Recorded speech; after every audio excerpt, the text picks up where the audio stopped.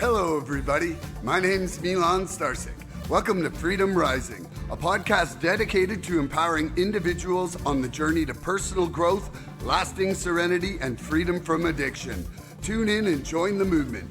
Your journey to freedom starts here. We neither represent, promote, or demote any 12-step program or organization. We are merely souls on the path of recovery with the desire to expand our lives and experiences and share them with you. Hello, everybody. Hey, everybody. Welcome to the 98th Recovery Freedom Rising podcast. I'm Milan Starsik with co-host Emilio Fedele. Could you tell us a little bit more about yourself, Emilio? And thank you for honoring us with coming on the show today. For sure. So I'm a father. I'm a father of two. I'm married, got a beautiful wife. Me and my partner are both in recovery. I'm a Canadian boy from Windsor, Ontario. I was born in Windsor. I work in recovery. I love to travel. I've been around the world. I've done meetings everywhere, you could possibly think of. I play ball. I played ball last night, and um, yeah, I think I got a big heart. I got a really big heart. I'm able to kind of read a room very quickly. And I think that's kind of a gift. It's also a bit of a curse. And I'm shaped by stories. I love a good story. I'm Yeah, shaped by them. I'm shaped by them. So that's just a little bit about me. I have cousins in Essex and Tecumseh. Oh I yeah. grew up in Oshawa, Ontario myself, but I had cousins that lived over there. We were always visiting at some point. So I asked this question to everybody the first time they're on because I think it's kind of important for a newcomer who comes on to see how differently everybody's recovery unfolds. So, could you share what the moment was where the program sparked a recovery fire in your heart, where it went from being, "Oh, I gotta do this," to "I get to do this," and I'm, captured with the fire of recovery because I've definitely seen that recovery fire in your heart. Yeah. So I know it's tattooed on my heart. And there's two moments where it's happened. The first moment, rewind to 2009, 2010. I was going to meetings. I was sneaky clean, which means like I was going to meetings and still kind of stick handling and bullshitting and trying to, you know, I was still using a little bit, but I was still going to meetings. And I was going to meetings in a community in New Westminster. And one of the meetings that I went to at that time was a meeting called Rage. It was in the basement of a church, like most meetings. And you could see out the window, like if you kind of tilt your head a bit, you could see out the window, and there was a treatment center across the street. And I could see dads putting up Christmas lights with their kids. And I'll tell you, I didn't really have a lot going on at the time. And, I wouldn't say homeless, but I was riding couches. You get to a point in your addiction where you don't even know what seasons are happening, and the only way you can find out is by what they're painting on the Tim Hortons window. Like, holy shit, it's Easter because they're painting bunnies and stuff on the windows, right? Yeah, And I got to a point like that in my addiction. Anyways, I'm looking out the window and I could see these kids and their dads putting up lights, bunch of them, and it was Christmas. It was like a Norman Rockwell painting, but on the addiction spectrum. Okay. yeah, So, anyways, after the meeting, a couple of guys said, "Hey," uh, so I was going to meetings, making relationships with a couple of these guys from the treatment center. After the meeting, a couple of guys said, "Hey, do you want to come over to the house for Christmas dinner?" And I had scabs on me a little bit. I look rough. I look like a Holocaust survivor, if you want to know the truth. Anyways, I said, "Yeah, okay." And I'm actually very shocked that I said yeah, because I don't think my ego really wanted to be there, especially at a Christmas party with. So I get there and like families, kids, right? It looked like a big Italian wedding. Everybody having fun, eating pastries. So I felt part of, but I didn't feel part of. The guy who started it was a guy by the name of Dave Pavlis. And so everybody's laughing, everybody's having a good time, and steak, cake, and laughters. And then at the end, Dave has something he wants to talk about. And, the place goes silent when Dave talks. And he said, he went on about the banquet and stuff for the Christmas party. And then at the end, he says, every year we want to pay for someone's treatment. And I remember thinking in my head, going, fuck, whoever this guy is going to be lucky. And he said, Emilio, we want to know if you want to be that guy. And I could almost feel my nose tingle and my ribs crack. You know that cry where it's like it's a Mm, gratitude cry. yeah. And Dude, I'm tearing up right now. It's a and, beautiful story, man. and he says, we want to know if you want to uh, be the guy. And I just fell in my seat and yeah, I said, yeah, I'll take it. Come to find out, where I went to treatment, come to find out it was the lead brain surgeon of VGH. He's also a person that identifies that he paid for my treatment and paid for my treatment for almost a year. And people Wow. seen something in me at the time, like, people come up to you and say, man, you get your shit together, you're going to change people's lives. And you don't think of that because you're like, fuck, why? 'Cause how much of a loser I am? Because you're just such a victim when you're early in recovery, right? So sensitive. And yeah, I started my recovery journey and ended up going back to school. And then another time, so I relapsed. Okay, I relapsed probably 15 days before my first year. So I've been an alumni out of Last Door since 2009, and I'm a still alumni today. They give you a key to the house, so I have a key with my clean date and my name on it, and I can open the door for the rest of my life. I have a key. If you get loaded or you're smoking, they ask for your key back. You can't smoke cigarettes, nothing. So, anyways, I get loaded. I ended up in a place called Launching Pad, Ed Rankle. You might have some viewers that know who he is. He's passed away, but the guy was a mover and shaker, old general. He was from the military, and he had a treatment center called the Launching Pad. And one of the ways that you got in there, it's not like you called and got on a wait list. Some of us had to go on a couch of willingness. There was a couch outside. It's called the couch of willingness, and we'd have to lay outside, and then the guys would vote us into the house and then we go on another Coach of Willingness before we got to bed. That's how it worked. It was called the Coach of Willingness. He actually wrote a book about it. That's amazing. So I'm on. So as you know, or maybe you don't know, but I went to treatment in 2022. I went back. So, anyways, I'm rewind 15 years. I'm on the Coach of Willingness. There's another guy on the other Coach of Willingness, a Mexican guy by the name of Alex Otero. Mexican guy. And if that guy wasn't there, I wouldn't probably stay on that couch, rolling butts outside and just hunkering down. Um, anyways, I ended up going back to the door. Fast forward, I get a call saying, hey, your buddy Alex OD, he's at St. Paul's Hospital. Do you want to go visit him? So I bring 5 cent candy and Orange Crush and I go to the hospital to visit him. And I say, why don't you come to New West and maybe come to the Last Door where I'm at? And I brought him into the community. Fast forward now 15 years later to 2022. I get on the phone. I remember it was Christmas.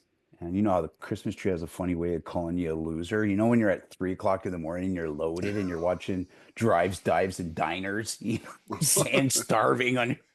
So, anyways, and God shows up in the fourth quarter. So I call my buddy who's the executive director and I said, hey, man, um, I'm dying. I need to come home. I'm willing to do anything. He's like, will you come tomorrow? I'm like, I'm willing, but I'm not that willing. Okay. Kind Okay.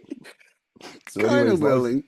yeah, yeah. Let me think about it. Okay. So, anyways, um, and my wife, the car didn't even slow down at treatment. Like, this is not even a joke. My wife didn't even get out of the car. Um, I pretty much had to tuck and roll with my shit out of the vehicle. Like that's why this topic's about family. But anyways, um, I ended up going upstairs because I washed. It was a crash landing when I got to treatment, like crash landing, like still high. Like I had a gyroscopic wrist where I didn't even spill a cup of coffee because I'm flailing, but my wrist like gyroscopic. Yeah. So, anyways, I go upstairs and I pass out. I wake up. Who do I wake up to? Alex Otero with 5 cent candy and orange crush, and he says, "Welcome home, buddy." And that was the time that I was like, you know what, I want to do recovery again. That was beautiful, man. Yeah. Yeah, there's a part in your literature, and I love the literature. Like, a lot of people have a lot of suggestions, but the book is very bang on. Hmm. And there's a part in our literature that in the chapter 7, working with others, it says always treat your prospects as if the tables were turned. Always treat other people as if the tables were turned. And I'll tell you that 5 cent candy and orange crush, there's a lot of spiritual principles in that when you're hurting, man. A lot of spiritual Yeah, principles. Yeah, absolutely. yeah. That, man, I got goosebumps from that. That was amazing. I'm really, really grateful you're here. You were one of the people that gave me hope when I was starting out, dude. And I like absolutely, I don't forget anybody, man. Oh, I I might not remember. remember everybody's name, but I remember going in and thinking, man, like, look at this bright light, like, just your clarity in that and not feeling clear, feeling pretty broken back then. And yeah, so I'm honored that you're here today. So today's topic is the family before and after recovery. And you chose this topic, which I love when people pick a topic because if they ask me, I'm always going to pick acceptance or surrender. But so, Fun in so recovery. Yeah. yeah. But can you share what this topic means to you and why you wanted to discuss this here today? Okay. So, like I said, I'm not just a person that identifies to be in recovery, but also work in recovery. And I Yeah. work with a lot of families. And what Hmm. ends up happening is when there's a lot of resources for us to get help, like when we finally want help, we can go into a treatment center. But what ends up happening is the family is the one left to suffer. I don't think there's a rock bottom to this disease. I really don't. I could, like when I told you about, me kind of walking down the street and seeing what they paint on the fucking Tim Hortons window. That's rock bottom, for me. I've had some rock bottoms where I've had to kind of reach up to touch it, like like it was bad. Hmm. But I don't think there is a rock bottom to this disease because my kid and my wife and my family's left holding the bag if I pass away. And it just keeps Yeah. moving down the line. So when I talk about the family, um, I think the goal is how the family can get help, you know, because when we leave treatment, okay, I'll tell you, when I went to treatment, my wife's not using. She's coming up to 6 years sober, but I'll tell you, she physically looked like she was fucking using by the time that I went to treatment. She's going through all my unmanageability, all my powerlessness, and doing it sober.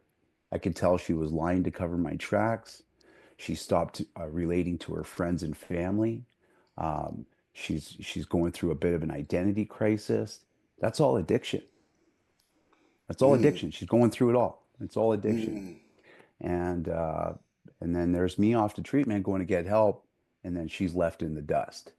So that's why I think that's why is, maybe we can talk about because recovery is pumping tires and putting out fires. And when it comes to the family, it's like, how do we get their tires pumped back up where they're not feeling the pressure of life? They're building a support group. Hmm. They're feeling part of. Yeah. That was probably the You biggest thing know, for me. there's a lot of people who've come on this show and said, that we take hostages.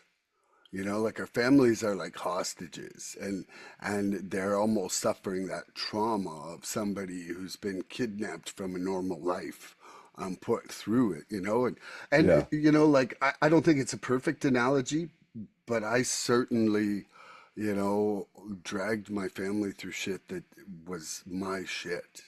And when you talk about, the condition of how your wife was, and it made me instantly think of mine. And when I went into options, it was like there I am getting treatment, and my life's changing for the better. And then I would see her like on a Sunday when they allowed it, and she's just like, shit's still the same for me, man.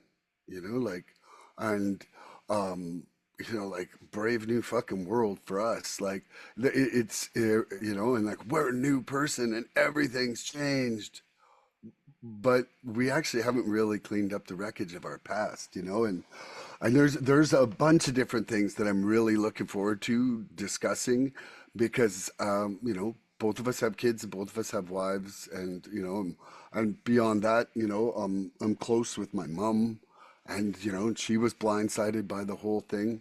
And I don't know if you know very much of my story, but like mine was a 37 years of drinking and addiction, and the last 17 years was my attempt at being powerful versus powerless.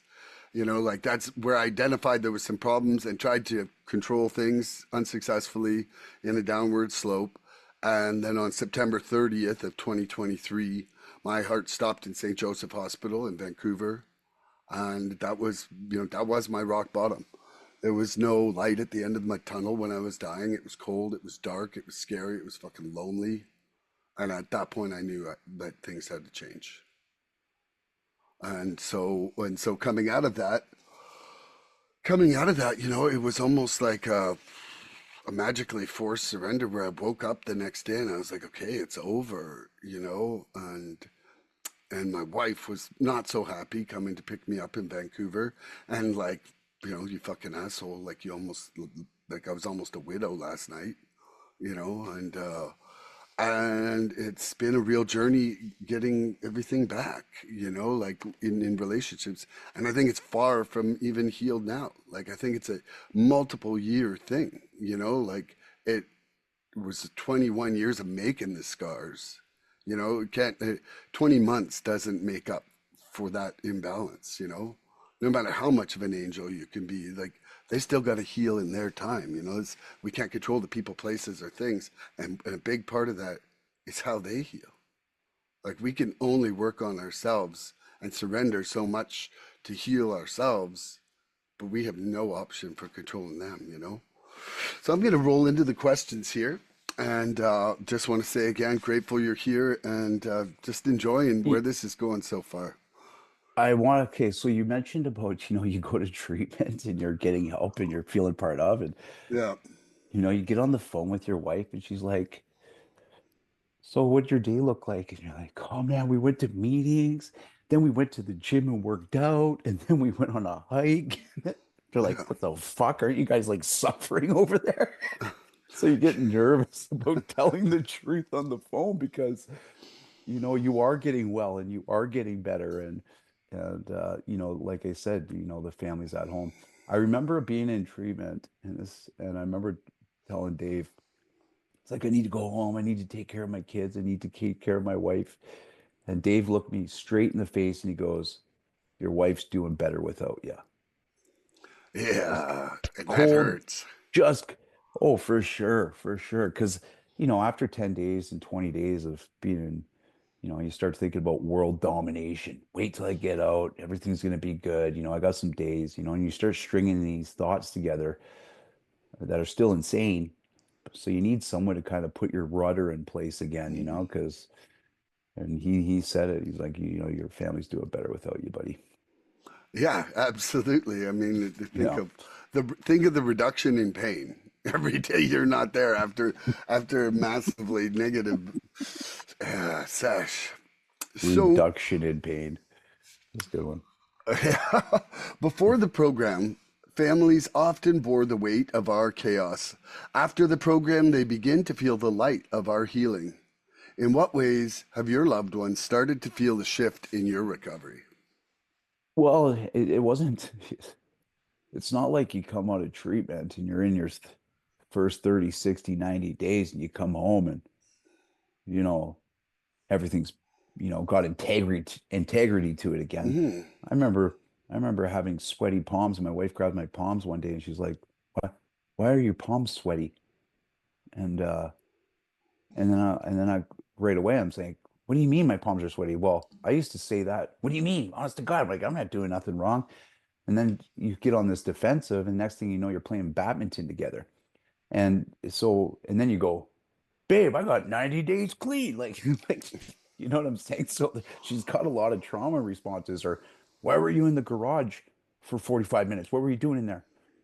So it's not just come out of treatment and then everything's fucking honky dory. Like you have to have some skin in the game. And Yeah. when I had letters, I had some amends letters, and so before I came home from treatment, and I think most treatment centers should do this, and a lot of them don't, but I think amends letters need to be read first, and then you wean your back self back into the house because it's kind of like there's a detox that happens, and sometimes when you start to the family starts to detox from your bullshit, and then you come back into the house, it's a lot in a short time. And so me and a few friends, we drove from New West to my house. They stayed at my house, and I read my amends letter with my wife. And I stayed there for the weekend. We hung out, we laughed, we ate, and then I went back to treatment. And then I came back home.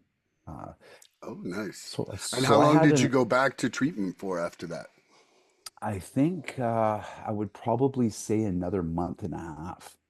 Wow. So, That's pretty cool. but it was like I said, you need to have some skin in the game, and you can't pull the wool over someone who loves you. Like you just can't. And yeah, yeah, you're not using, but if your behaviors don't change and you're not doing things different, and you Mm, read that letter, you could probably cause more damage in the long run, right?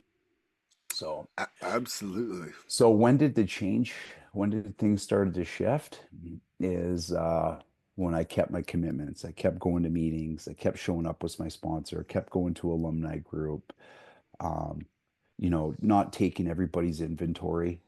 You know what I'm Mm, saying? 3 months mm. ago, you said this. 2 months ago, you did that. You pulling out the scorecard. So, I just let those things, you know, put those things away and just started to build new recovery habits. And that's what I Mm. did. And I knew that's when the relationship started to heal a lot better. And my wife's in recovery too, right? Which is very helpful. So, Yeah. say for people that don't have, am I all right to talk this much? It Yeah. is a podcast. That it would be kind of awkwardly silent if we weren't. Yeah. So, there's a lot of healing for the families, whether it's Al-Anon, Nar-Anon, support groups, etc. So it's really nice because, when the family and, the loved ones get to heal, then you guys get to come together with your own recovery, and it makes for even better impact in the household too. So, I 100% agree. We just, like you saw, I was up with my wife, who's friends with Jesse, for Jesse's cake this week, and my wife has come to that meeting a couple times with me, but she has not embraced Al-Anon yet or anything like that. And I offered on the way home because we were talking about it, and she was talking about how positive of an experience it was, and I think the only time that she had gone to an Al Anon meeting was like years and years ago in Oliver, and it was like two people, and she was completely intimidated being in a room with only two people. Whereas, kind of being part of a group, say like that Monday Night Beginners group, you can kind of like ease in your anonymity if you want. You'd be like, just listening, and like it's not like one out of three people just listening,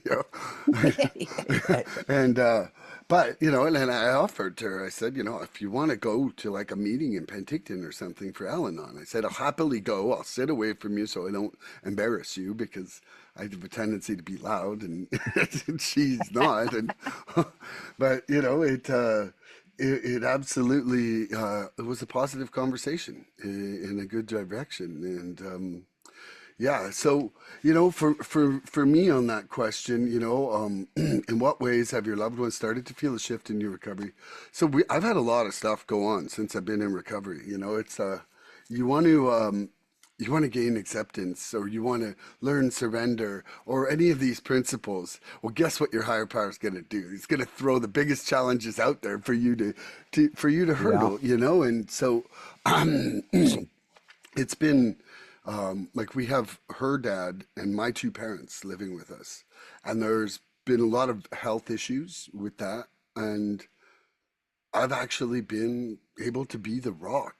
The one who's there, the one who's acting more calmly.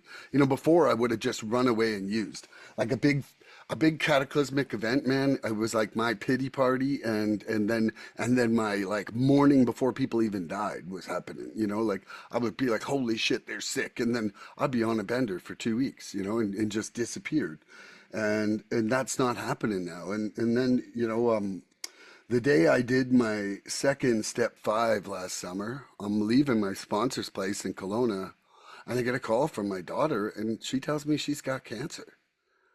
And dude, like if there's any moment that I had to not make about me, it was that in my life.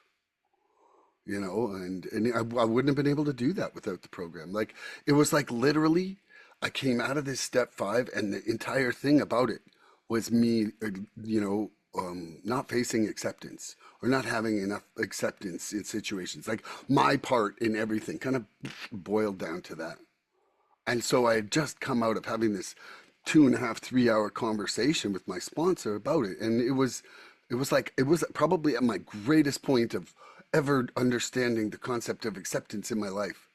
And so when she called and told me that, in my head, it was like I was able to go, okay, first of all, this isn't about you, dude. This isn't about you. Like just stop right now. And if you do anything but support her right now, then you're not facing this with any acceptance, and not going to help her, you know, and uh, and so for me, it was that's a massive shift in who I was inside our family.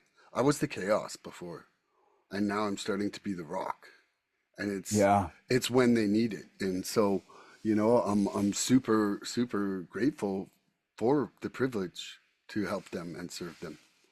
You know.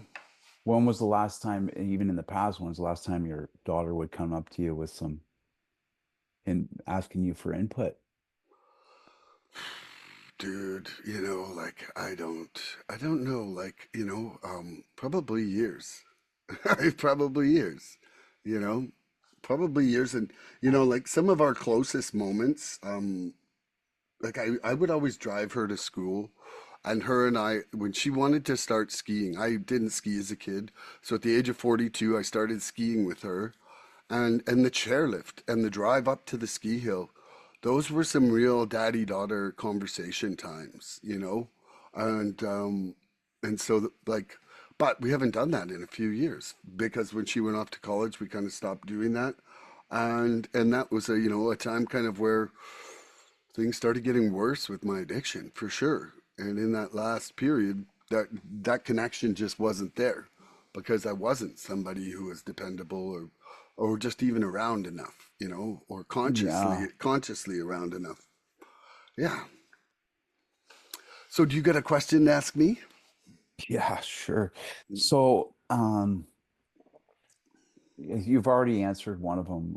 You're That what kind of, happens on this all the time. yeah, yeah, yeah. You kind of, like what is your family doing to kind of have their kind of recovery?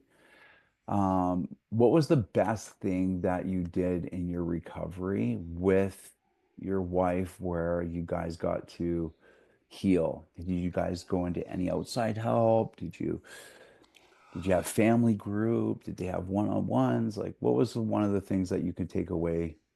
Yes. So there was just kind of a point last year where the same thing was happening emotionally, like this, like just the kind of this endless cycle of reactions, you know what I mean, on both our parts. And no blame to her, no blame to me. We both were players in this. And so from, I think it was the end of September to early January, we did a couples counseling together online. And the first thing this guy got us to do was to to recall like our two greatest early childhood memories and our two worst.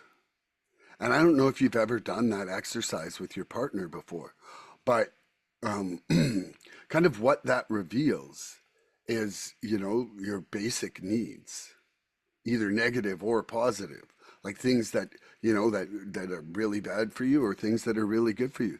And, I think both of us have been satisfying needs that the other partner didn't appreciate. And it was a great little education, and that guy was good.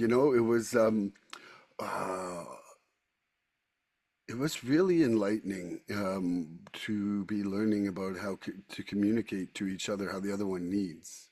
You know, uh, Who was the guy? Who was the guy that his name was George something. But so there's an online counseling service called Regain.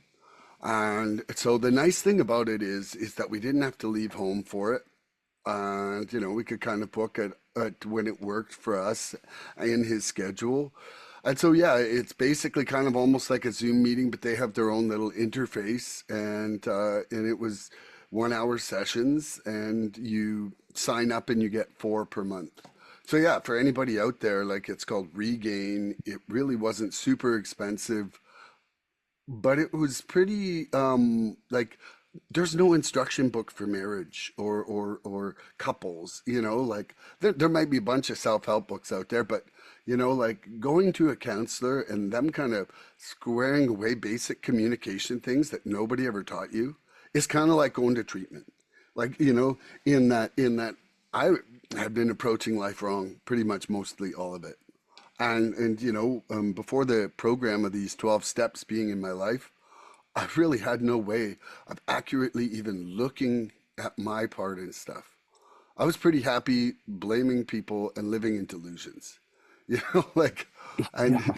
what it really was. Like, I mean, when I did my first step four, I kid you not, I didn't really know anything about it.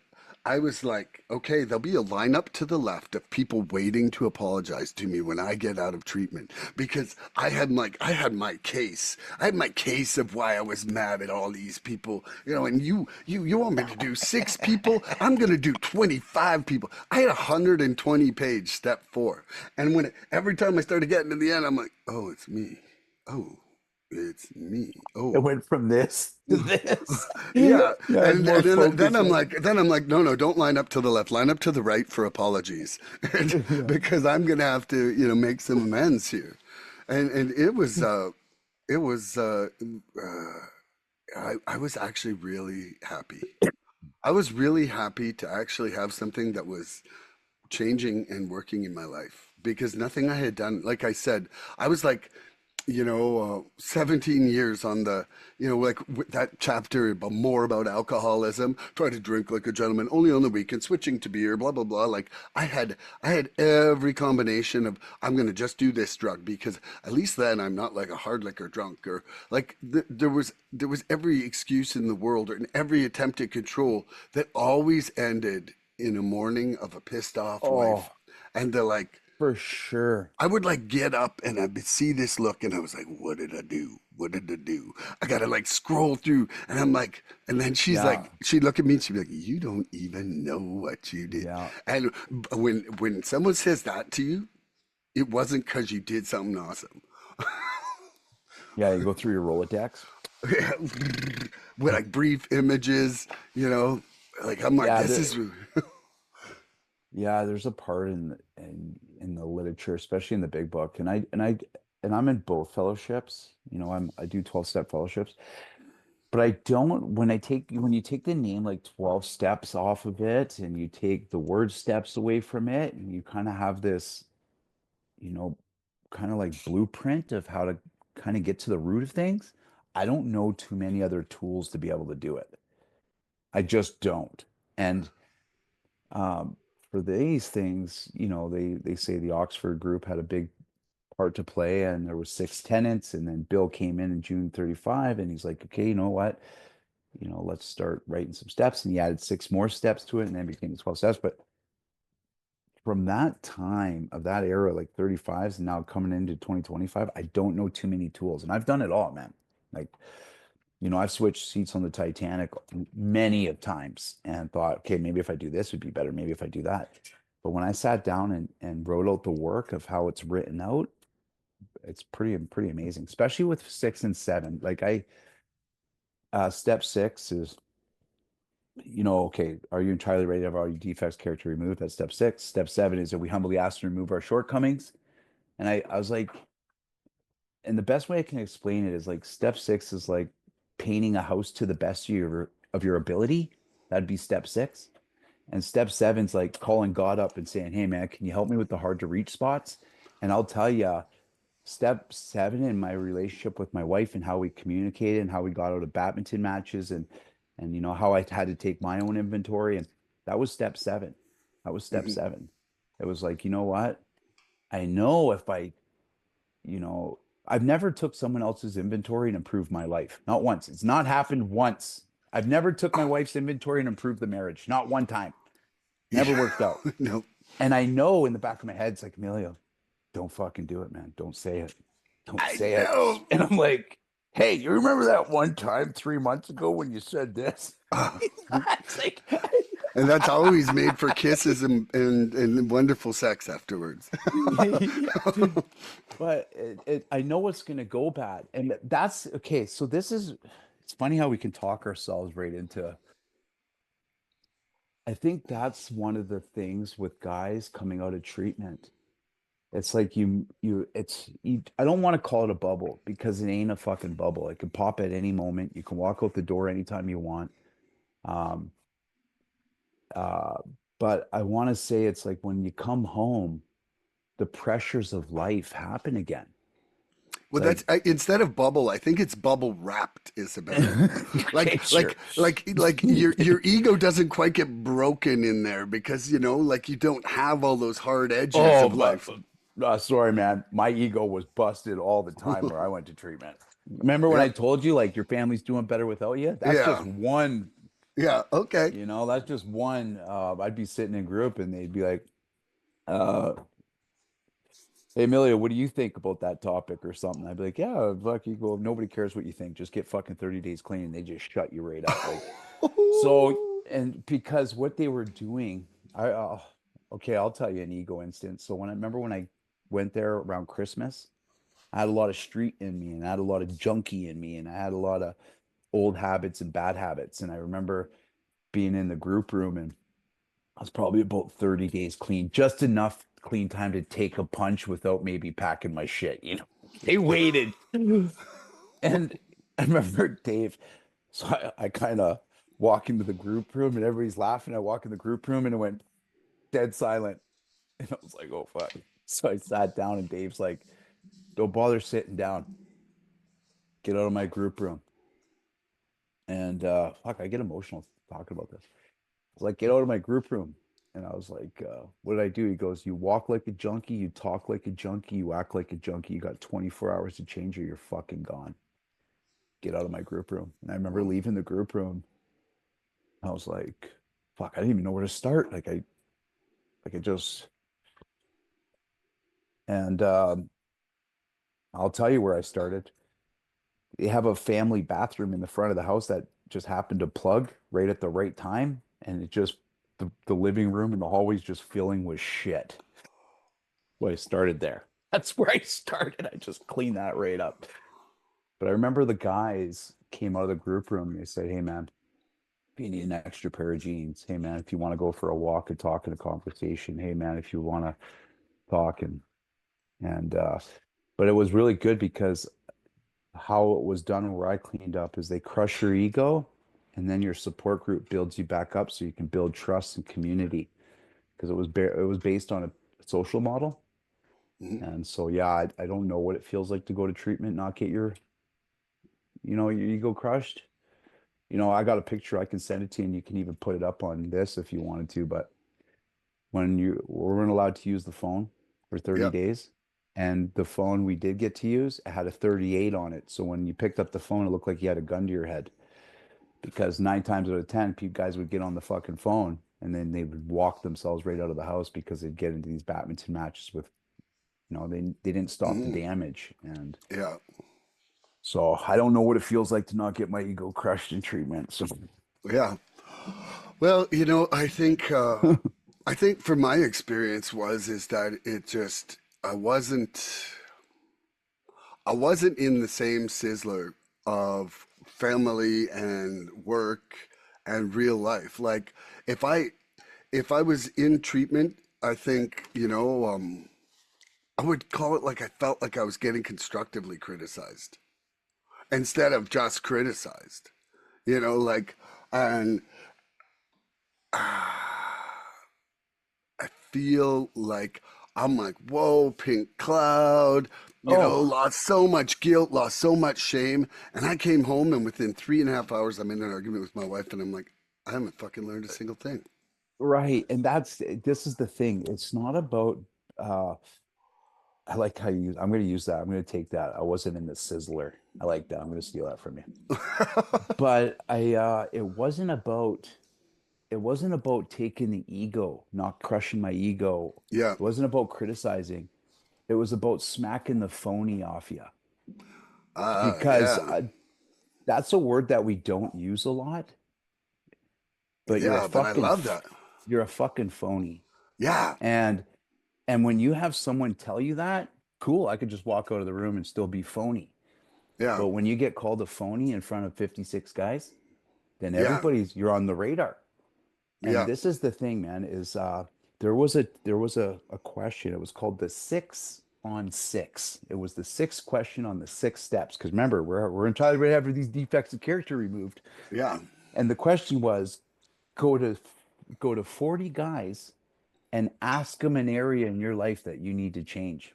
Well, fuck. Ooh. Bro, you thought a text message was bad? When a guy's sitting there and you can tell it's getting longer and longer. My, I, that was tough. And Mm. rereading it and then showing up at the dinner table and kind of acting like Buddy doesn't even exist and kind of like, fuck you, can't believe you wrote that. You know what I'm saying? Like, I thought you were my Yeah. friend. Yeah. And, but I think the word is not criticize, it's things need to change and we need to expedite that a bit. We need to let's just kind of blow the smoke off it. You're a phony and we need to make some changes. Well, step And it's a four, defense and mechanism. step four, and step six in that respect, like they're two places that I never had honesty and humility in my addiction, Yeah. and the only way that I was going to ever have that, a moral inventory that was going to make me fear less was to face what I feared about myself, you Yeah, know, that's a good one. Honesty. You didn't have a lot of honesty, and it's just true. Yeah. and Keep or going. humility. Like Yeah. I wasn't able to say, like, I truly feel that now I can be grateful for being wrong now. And I never, ever, ever could before the program. Yeah, it feels good when you can say it too. Well, like, man, okay. So for me, about 7 weeks ago, one of the guests we had on the podcast, his name is Tom. He was from Sayulita, where I was in Mexico, and I met him down there, and he came on the show. And one of the last things he said right before he left was, one of the best things that was ever told to me is that this isn't a program of self improvement. This is a program of surrender. And I love, like, that really, like, what was happening with me was that I had a really great surrender with my addiction. Like, honestly, Yeah. man, I have Yeah. not had a compulsion to use since I entered the program. And that is just unbelievably, I like that. A compulsion. There's a big difference. There's a compulsion. That's a good because it's an yeah, action word. It's an yeah, action word. yeah. And I So haven't, good. man, have I seen some like video or movie and tasted what they're doing or whatever? Yeah, but it didn't mean I wanted it. It was Yeah. just like it's just like my body has like Pavlov dog syndrome on Oh things. yeah, the With bell. Yeah. yeah, well, it's just like I'm a sensory person. Anyway, it made me realize that what had happened was is I was like, hey man, you did great with that addiction, higher power, but I think I need to tackle anger. And I was unsuccessfully fighting my defects for quite a few months actually, probably, like in some respects, you know, like the surrender had kind of like slipped in my program. And once Tom said that, it's like I feel like I've kind of like went back down in my recovery and kind of like really rebuilding with like grateful prayer for things I don't have, you know, and gratitude for the scraps of tolerance or the scraps of acceptance that I have, even if I'm not feeling it. I am still not where I was 20 months ago. And and so I am eternally grateful for being wrong because it really pushed me back and has helped me strengthen my program and my faith respectively. Because now um I've been praying these gratitudes and I've been just having these miraculous things happening in my life. And it was not like I was kind of hitting this plateau or Crazy. whatever. Yeah, for sure. Keep going. Yeah, but I'm no, laughing because I do gratitudes too. mm, And I pray in the morning before I even look at my phone. I'm already praying. I yeah, don't care who guy prays to, but I'm just kind of saying, hey, I need help today. yeah, And I'm thankful. I'm thankful. And I kind of just throw out a Hail Mary. But you're right. When you do gratitude and you kind of turn things over to something different, things do yeah. get better. And I The telling surrender you, is the key to it all, man. Like as far as I can tell, is that you know, and the more I'm, the more I have faith in my surrender, the more faithful my surrender works. Like it's a real circle of action. You know, it was like after that podcast with Tom, I ended up having this conversation with my sponsor, and I just love him, man. Like him and I have great philosophical talks. And he's like, man, he's like, some of the shit you're coping with, like you're saying that, you know, he's like, you're coping with stuff better than you think you are. He's like, I might be having a nervous breakdown if I was you. And he's like, so why would you think your higher power is going to give you more if you're not even grateful for what you've got? You yeah. know, and it really dawned on me that I was taking things for granted. And then you know how the program works. Then I met this lady at a meeting down here, and she really tries to practice gratitude in every moment, even in the real challenging ones. Like grateful for that challenge and the opportunity to learn, and uh, and that just really fundamentally changed my method of prayer and action inside it. And so it's just been a wonderful journey. You know, like I didn't land in a fucking treatment center from baking cookies. You know what I'm saying? Like I have a fucking Emilio problem and I just kind of cope with it with drugs and alcohol. And like that's the thing, man. I wouldn't be doing drugs and alcohol for fucking 30 years if it wasn't doing something for me. It's doing something for me. Okay? It's Yeah, doing something for me. And I think that's the real ticket to some things is because um like addiction is like it's like McDonald's. It's fast, easy, you know what to do. Not the best food, but it yeah, does the fucking trick.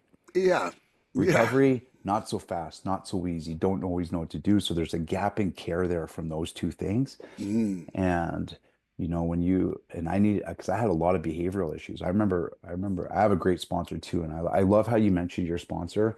Um, I've had three great sponsors, and I have a great sponsor that I talk to pretty much every day, man. And but one of the things is that he said if your addiction ain't gonna kill you, your fucking behaviors will.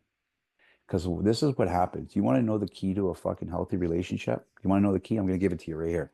okay. Everybody listening, don't do shit you can't talk about. Like that's the key to a fucking healthy relationship. Ooh, And yeah, because what my wife's my friend. Like she's you know, she keeps my head moving in a lot of ways. But when I'm not changing my hate behaviors, if I'm fucking, there's three things that, and I don't know about women, but there's three things that's kind of not, you don't hear about it in the rooms very much that fuck guys up in recovery. One of them is prescription pills. prostitutes, and gambling. There's a lot of other behaviors that can happen, but our addiction kind of manifests in different ways that people don't talk about. Hmm. But if you're doing things you can't talk about, if you're half-assing things, if you're cutting corners and you're doing these things, I'll tell you, true freedom's when you have nothing left to hide. And if you are doing that thing, you're going to end up using drugs and alcohol again to cover all that bullshit because it's going to make you feel a little bit better in those moments to be able to deal with the bullshit that you're causing. Hmm. So when you said about, yeah, I kind of surrendered to the uh, drugs and alcohol, but I had to learn how to surrender to my anger. Like I had to kind of work on that. That's what it's all about. It's about changing behaviors, doing things different. If I had to kind of sum it up, recovery starts when the damage stops. If you're, if Yeah. because you could be clean. I know a lot of guys in the rooms, they're fucking clean, but they're fucking causing damage. Hey man, how you doing? Holding on, man. Holding on. Fuck, I don't want to be that guy. I don't want to be the guy Yeah. holding on. Fuck. I know guys with 30 days clean, they're fucking parred up, they're sharing a message, they're getting honest, their relationships are healthy. They got 30 days clean. And Yeah. then you see some guys with 15 years and the behaviors, haven't changed. And This podcast has taught me that uh, clean time doesn't mean good recovery. dude, if clean time worked, I could have left fucking detox and I'd still be clean today.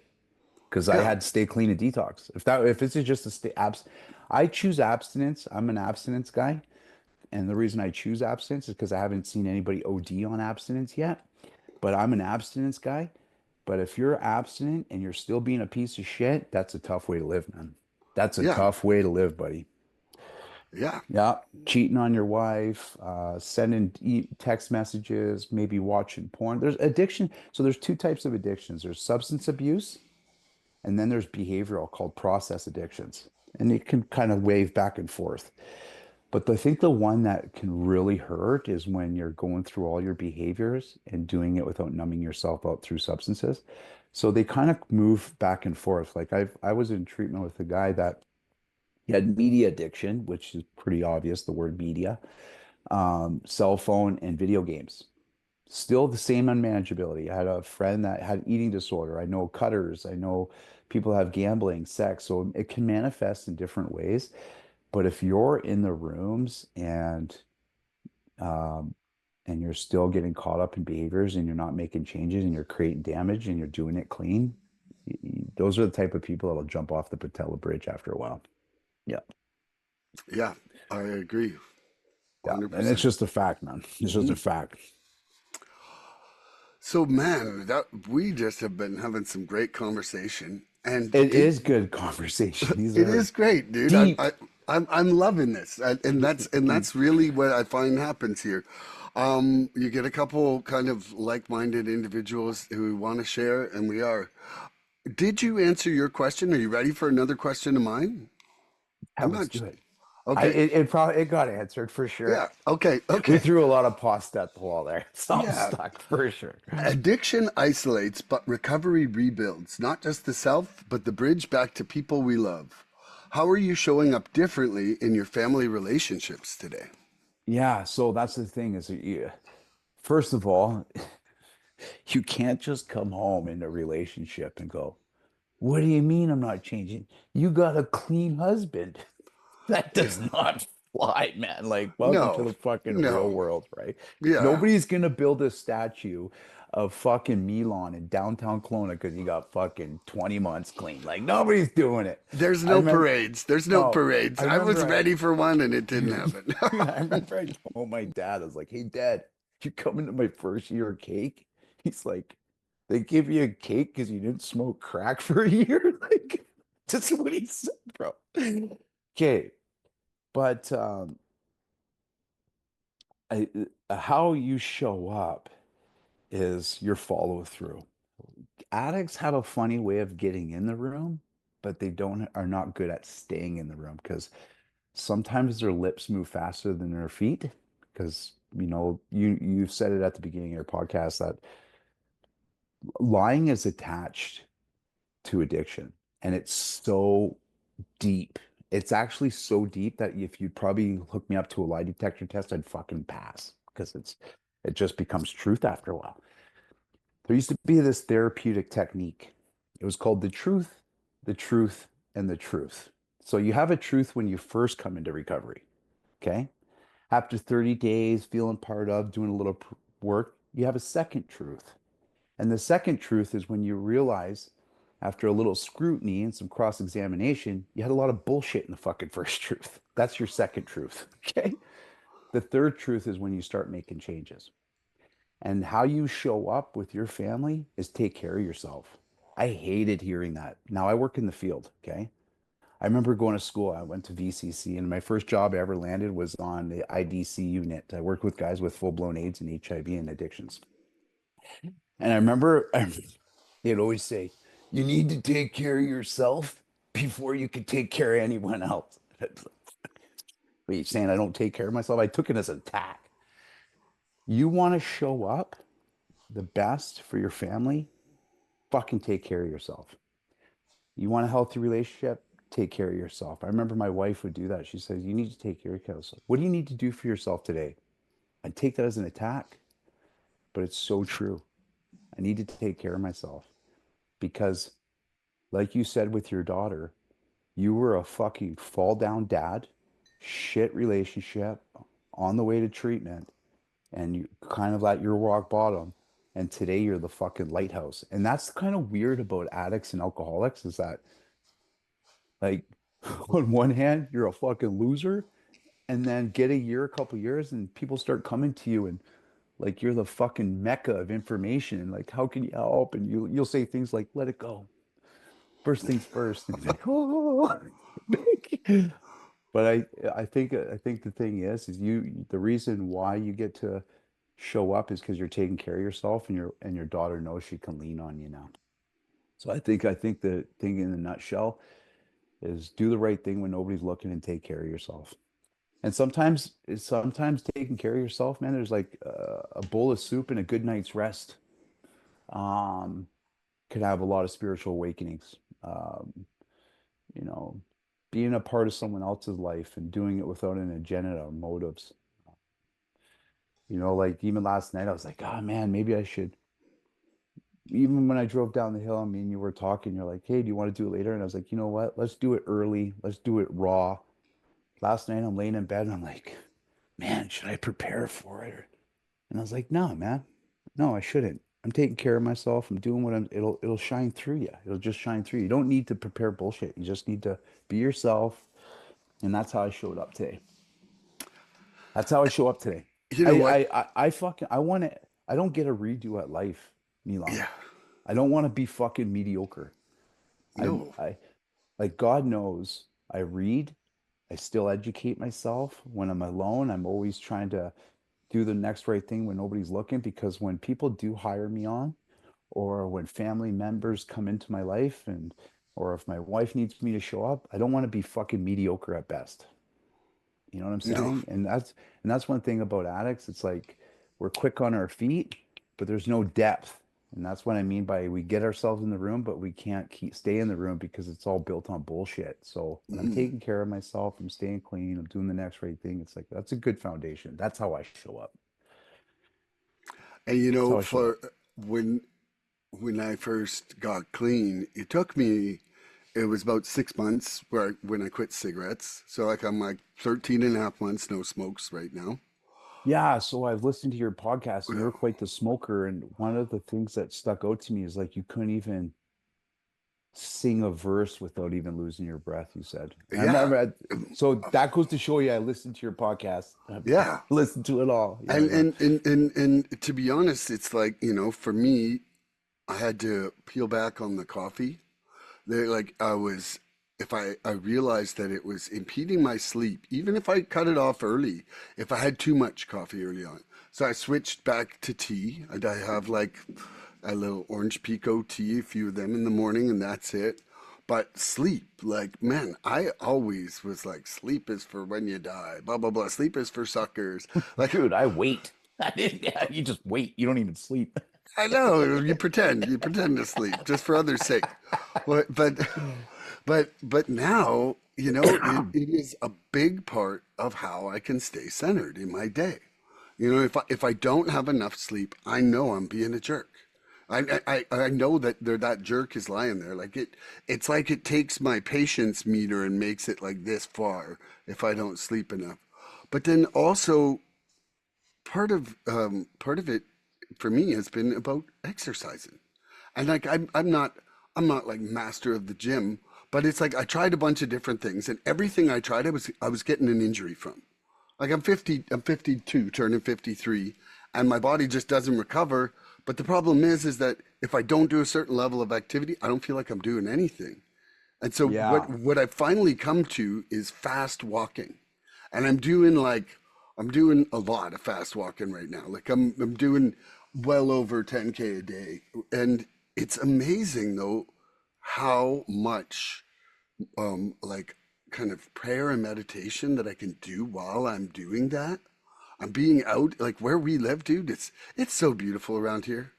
Like to be outside walking is such a gift in a place this. You're in Penticton, aren't you? I'm just north of Oliver.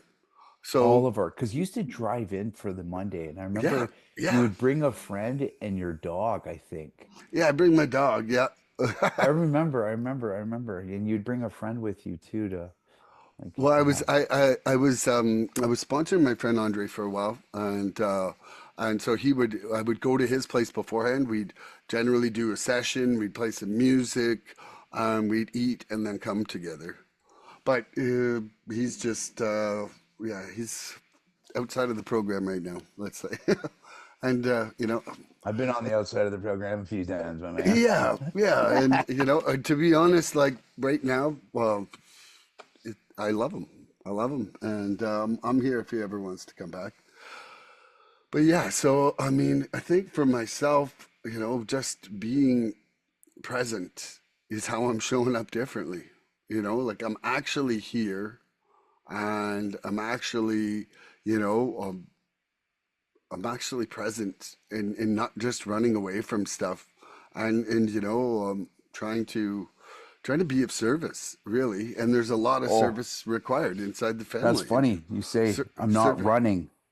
yeah, I'm not running from situations.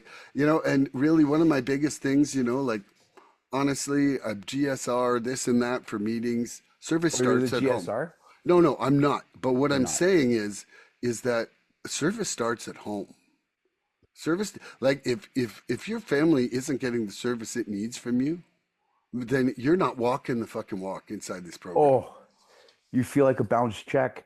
So That's it. my wife goes to meetings too. This is what talking about by being a phony. This is the Yeah, word. This is the word yeah, in a nutshell.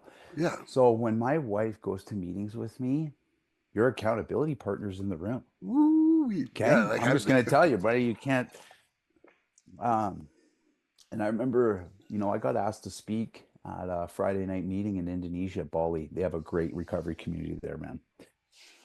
So I got asked to speak, and not once did my spirit man hiccup when I spoke, because mm, exactly how I was in that meeting is exactly how I was at home.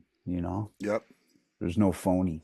There's no, you know, because that's yeah. the thing. I do so you're Croatian, and you know what how European furniture is built, very dovetailed, and that Yeah. one desk that'd be in your family's home that had been painted like 15 times and it's been through like three moves and still and but we kind of lean more towards IKEA furniture these days. And Yeah. after three, four moves, it's fucking getting tossed out or it ends up on Marketplace and it's kind of rickety.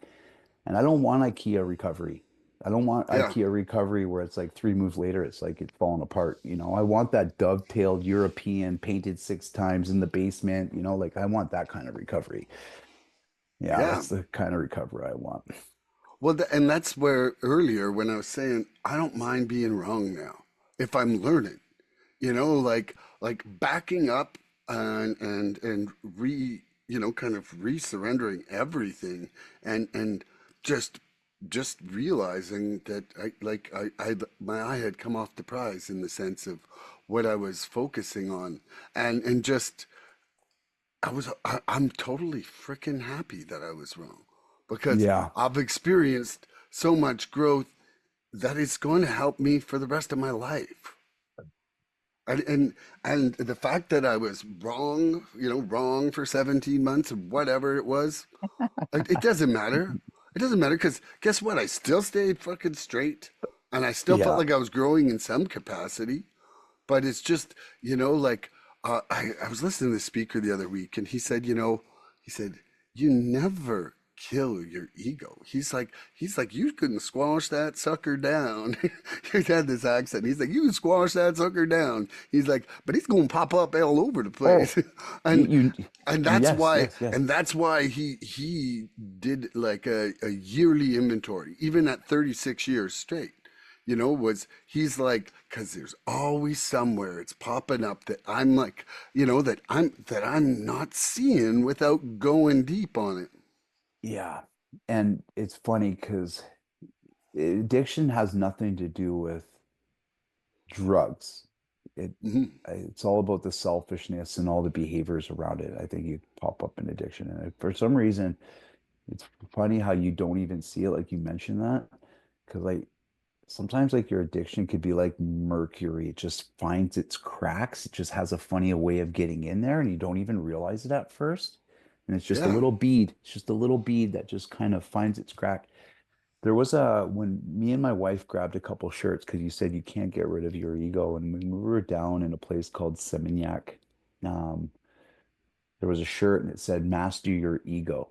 You have to master your ego, and it had a picture of it with a woman, a silhouette of a naked woman, so you couldn't tell if she's naked or wearing a tight bathing suit or whatever. But and she was holding, mastering a snake, like bridling the snake and it said mastering your ego. And I was like, it's very true. It's very true. And I think that's what 6 and 7 is about, is mastering your ego. Because on one hand, it says, are you ready to have all these defects, characters removed? But on the other hand, it says, um, we humbly ask and remove our shortcomings. Like, what's the difference there? And the difference, the action, we're always going to have those defects, but how we act out them is mastering our ego. Because I yeah. think ego is built in fear. I do. If you kind of boil it right down, it's all fear shit. Oh, for Fear, sure. fear, fear, fear. And that's where, I also had another part of the program completely backwards. It's the Serenity Prayer. Like I was short-sighted or dumb or whatever it is, but I was like, man, if I get acceptance, I'm gonna have serenity. And I was mistaken that all these things were gonna come from without me.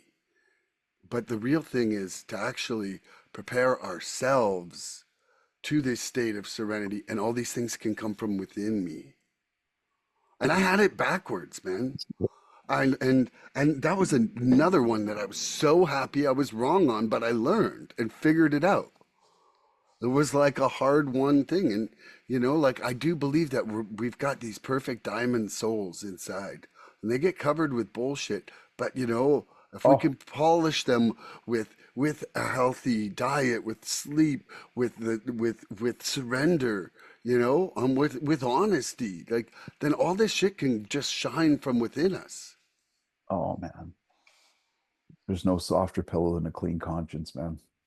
There is no soft. That's oh baby, There is no softer pillow than a clean conscience. When I yeah, wake up in the morning, I'm not covering tracks, man. yeah, I'm not wearing my snowshoes on backwards to make you think I'm going one way, but I'm actually going like I'm not doing that today, man. yeah. It's And it's that's a and it's an amazing thing, oh for you sure, know. man, for sure. Yeah. It's funny because I'm a realtor, and people approach realtors with distrust. And I had somebody say to me like You're a about, salesman. Like it's just a thing. Like it's but you're anyway, I call myself a facilitator of life position. If, yeah, because yeah. you want Sales. to go from here to there, I'll help you Yeah. move your life from here to there. And And so I had someone question my honesty on something, and I am like, I am like, I do not lie with someone. If I know something's wrong with the house, I tell them about it. You If got it. I like, and this is how I operate. And someone questioned it, and then they were like, kind of brushing it out, and I just said, look, I said, you know what? I said, you can take or leave me, but one thing I'm telling you right now is that I'm telling you the truth. and Yeah. and I know that, and I'm going to bed knowing that. And if you want to think of me as a liar, I'm like, I'm not sure we should continue our relationship, like, because I refuse for you to falsely accuse me, and Yeah. not even give me the option to like rectify what happened there or whatever. And I was just like, and after that we got really tight though. Like I was like, oh, okay, that's really where you're coming from. And I was like, I'm 100% coming from there. And it's important to me because after a whole bunch of decades of lying, I don't want to be that. Yeah, that's a good point. So my wife knows, and she's in her office, and I know she can probably hear the conversation. I can't lie, man. Yeah. I can't do it. Like, I just can't. Like, it just something feels the conscience thing. There's a conscience there. And you know what's funny? I don't want to, like, when I said, you're in sales, you're a salesman, but at the end of the day, you're the product. And if you're the product, and people are buying into you. Yeah, I can fucking get a house anywhere. Can walk down the street and I could probably do a private sale, or, and get a lawyer to sign off on it. But at the end of the day, people are buying homes from you is because you have good product. You're a good piece of product. You're honest. You have some integrity. You're telling people the truth. And I think that's pretty cool, man. I'm like, it's kind of, it's changing the capacity of people that I work with, but it's deepening my relationships with them. And I love that. And Yeah. like it's just a whole different approach to everything, and I'm really, really enjoying it. Do you have another question for me? Yeah. So, uh, in the next, do you have any visions in the next year, or do you have any things you kind of been sitting back and manifesting that you kind of putting out there? Or Right now, one of the things that like, so I was a home group member in Monday Night Beginners, right? And I've recently kind of moved my home group down to an NA group and an AA group down here. But one of the things that I would like to do is to start a beginners group down here. I think that okay, part of the success of the Monday Night Beginners is has been because it has the name beginners in it.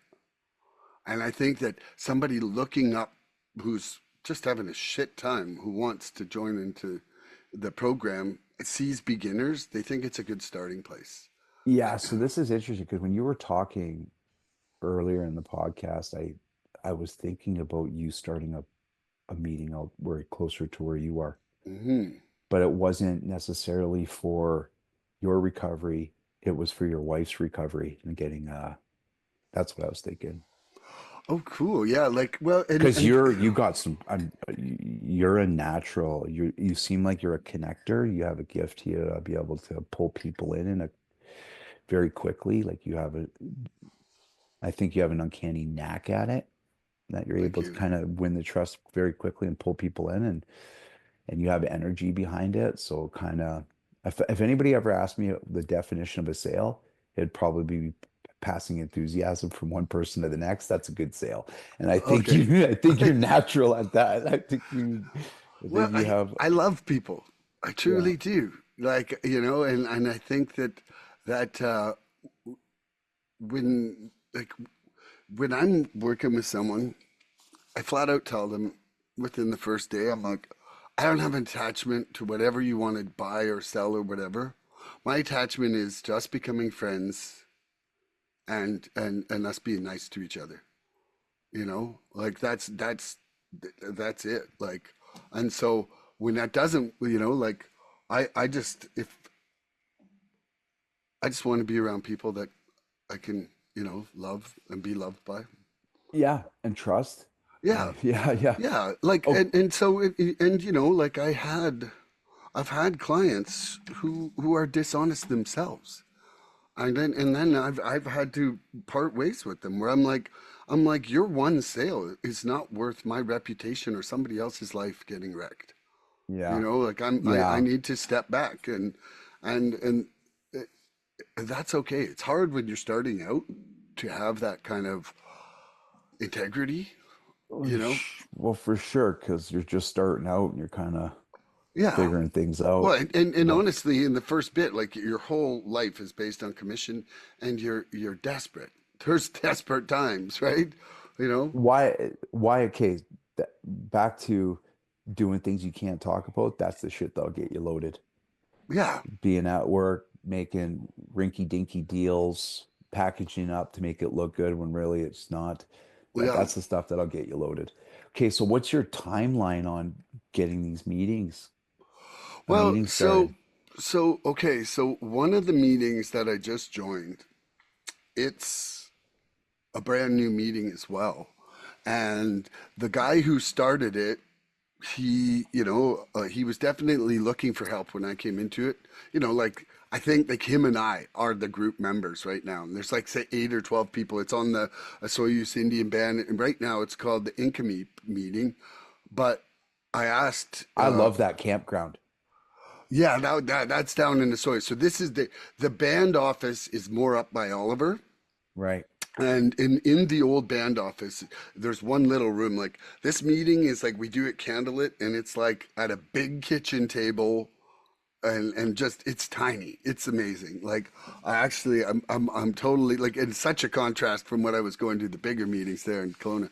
But I asked him if we could change that one to a beginners, like add beginners to the name, not take the other name away, but just put beginners after it. And so I think we're going to vote on that the next time he comes, because I've had to run the last couple meetings because his car broke, and it was kind of synchronistic because he just gave me the key before. He's like, "Dude, can you have a key? Because my car's got problems."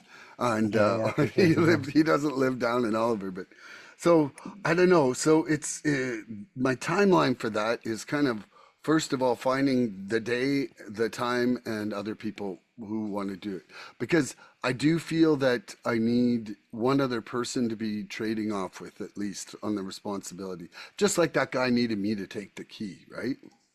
Right. Yeah. I wouldn't be surprised. So I started a family group at a treatment center here. I started an alumni group. I started a family group. And how a good way to kick it off is you have so much supports here in Kelowna Mhm. that you get a bunch of people to do a road trip this summer and go there and just fill the room and just create that energy for the Yeah. That for the that's actually really cool. I first like that meeting. idea. Yeah. And yeah, it's so tough with meetings, right? So you're gonna have the ball games coming up here too. So recovery, that's another thing I wanted to talk to you about because you were talking about working out and how you're going to the gym and you're doing 10K runs and I play ball and last night I played ball. My wife's there. I played for the Just for Today team, um, and had a great time. And you ever thought about maybe joining ball at all? Well, okay, so I never. My mom was a single mom a bunch of the time when I was a kid, so she would just like to kind of like drop me off at the sport and then picked me up late after whatever. And I never got into baseball as a kid. And then I did some slow pitch a few years ago, but it was literally all drinking centered. Like it was, Okay, it, so it I was absolutely just like, yeah, so that's a beer league. So I play on a recovery league. okay, And maybe it's something you can keep your ear to the ground, but yeah, maybe that's something you might want to do. I love it because I do a lot of running. I'm around other people in mhm, recovery, make some yeah, good connections on the field. It's yeah, pretty fun. Yeah. yeah. And I And mean, oh, go and ahead. then you got the recovery ball tournament's going to be in your area too. So once that meeting pops up, people are going to be looking for it Yeah, that'll be awesome. because it happens every year in your area. Okay, nice. Like whereabouts in Oliver or Penticton or Yeah, Sawyers? that area there. Okay. Yeah, they hold one of the largest recovery ball. Oh, People cool, from cool. all over British Columbia and even Alberta Let come me know in. when that's happening. I would even just come out. It'd be fun to come out on that weekend. Even if I'm not playing, it would be fun to just come down to. I went to Yeah, my first roundup a couple weeks ago, and that was what actually inspired me to make the move to switch my home groups to down here, because I realized that I really loved the group up there. And and it was kind of like part of the community that I built coming while I was in there. But I'm just not close enough to do day-to-day stuff with them. So then it's like I don't have a local recovery community. And so that's what I realized, that I'm like, this is something that I've been avoiding just out of ignorance because I never had one. So how would I know what I was missing, right?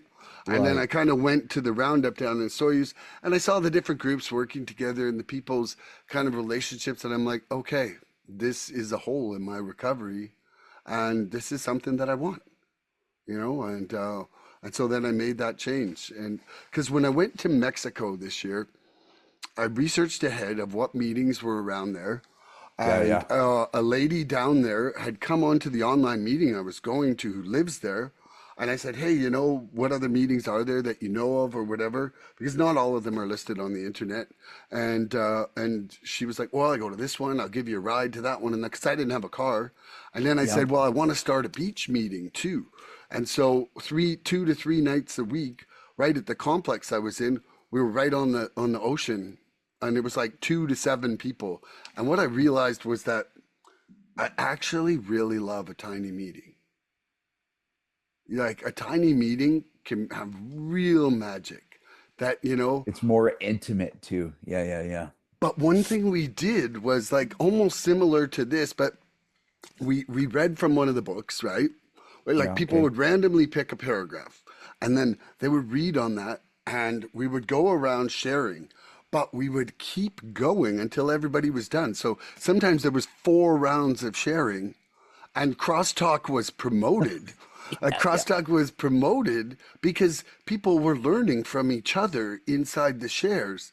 And so, people would talk about what that last share just brought up for them in their minds. And it was honestly some of the most kind of revealing and evolving shares that I'd ever been part of having. And one of the best meetings was me and one other person. And it was Yeah, like yeah. it was like the small group That's therapy. so funny because I've been to some meetings, where it was only like a few of us, and those meetings where you share like twice, you always Yeah. share, you always share better the second time around too, because all those things that you missed the first time, you could. Yeah. Well, and that's where like next time I have you on, I definitely want to have some other co-hosts, because sometimes when it is 4 people and we're all answering the same question, and when you get to be the fourth person, sometimes it's real magic of what comes out from other people's ideas. And I feel like I feel like it philosophically sparks a little fire every time in somebody out of the 4, each question. And Keeps the mic hot too. woo, sizzling hot. Sit. Sizzling. I think Yeah. that you need to answer your own question now. I think I answered it, or did you answer it? I'm kind of No. lost. I think you need to Uh, answer it. I got some things in the sizzler. Yeah. Yeah, I do. So, um, yeah, I don't really want to open up on it right now, but it does have a lot to do with serving a community. So we all know about recovery and sobriety and treatment centers, etc. But there's a bit of a movement too where a lot of people are starting to become sober curious. So they're not ready to take the plunge, but they know they need to make some changes or maybe take a break. And I kind of want to hit that a little bit. And uh, so I do interventions like that's I got my own business. I do interventions and recovery coaching. I own In the Now Interventions and Recovery Coaching. I've had silver surf yoga retreats in Nicaragua. I've started and so we're kind of shaping something out of country, um, more geared towards people that just want to take a break and relax and just kind of disconnect for 30 days. So it's kind of being shaped, and so that's kind of where I'm at these days. So, for everybody out there, dude, I'm totally happy for people to plug their businesses or whatever on here. If you want to just maybe say it a couple times, an email or a contact for you for Sure, them to, sure. like, I'm happy. Like, anybody out there, I love this guy. Let's support him in every way that we can because Yeah, yeah. he'll love you back. Yeah, so I own In the Now Interventions and Recovery Coaching. So I work with families and I work with people to help not just get them help, but also line everything up and do the intervention and then I do recovery coaching because there is a huge gap in care. Not a lot of people have a lot of funds to even get into private treatment. So when you're not going into private treatment, you find yourself on a bit of a wait list. And the reality is, in the temperature of addiction, that list can sometimes be an organ donor list. Like people are dying Yeah, on the waiting list. 100%. So when I got into it, I got my addictions counseling through BCC, but I started to move towards out of counseling and more into coaching. And the reason I did that is because even when I was a kid, like you'd be picking at a scab and what would mom say? Quit playing that with that. It won't heal. And sometimes counseling can be like that. You're constantly picking at the scab. So when I got into coaching, and especially recovery coaching, it was kind of very goal centered, very motivated, and recovery is very broad because when you look at recovery, there's abstinence-based recovery, there's multiple different facets of recovery. So when I got into that field, it was to fill a gap in care. So when people were prior to treatment, maybe people didn't need bed-based treatment, but needed in IOP, which is intensive outpatient, or maybe people did need bed-based treatment, but when they left treatment, this numbers show that 75% of people relapse in their first 30 days and without the right care. So I always filled that gap in care. Yeah. So that's what I do. And so, just for people out there, though, how do they contact you You if can they find me online. okay, but Um, tell them your links or whatever. Okay, my Instagram is at sober_roads. Okay. You can find me at inthenowinterventions.com online. And I'm sure if you talk to other people, they'll know about me, especially in the recovery community. Yeah. And then, like for this, there's people listening all over the states and in other countries because like some of my co-hosts are out of the states and some, we've had people from Luxembourg, from England, from Mexico, from the states and from Canada on here I so far. I might yeah, I should get you in touch with somebody too out of that you'd probably really like to talk to. And if anybody out there just missed Emilio's links and was concerned about a family member, my contact is at the end of this. You contact me, I can put you in contact with him. I, I, I, I am totally pro helping everybody. Oh, Like we all rise together. And one of the things I like that you just said about what you're trying to do is, there's a sign in options that it was literally one of the biggest life-changing things for me is that what you focus on becomes greater. Like I'm not focused on the absence of my addiction. I'm focused on my recovery.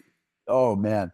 I remember it's funny how you see those signs in treatment and they're just these big fucking like that's all I needed to hear. It's like Yeah. that right there. Yeah. Uh, you know, there was one in Detox that said rough seas make a good sailor. And I remember sitting in the kitchen going, yeah, man. Yeah, like I'm a I'm the good best sailor. sailor I'm the ever. like, you got permission to come aboard. Yeah. So yeah, it's true. It's funny because it's hard to remember to be new, like especially for me, and to kind of rewind what it felt like. When I remember when someone told me about detox for the first time, I was 22 years old, and someone says, "You need to go to detox, man." And I was rough. Like I don't. When I use, I'm not going to try to, you know, dress it up or anything. Milan, have you ever watched Men in Black? Yeah, Okay, you know the guy that drives the ice cream truck looking for O'Reilly's belt and he's yeah, constantly needing sugar water? That guy? yeah, yeah, I'm like that when I use, man. yeah. Me too. And I get I'm bad. I'm bad. And for some reason, I could have beautiful home, and my wife knows I could have beautiful home. I could have everything going on for myself, and I'll still find myself underneath a bridge using. And I get to that point. I get to that point every time. So I don't know why I'm designed that way, and that's just where I end up.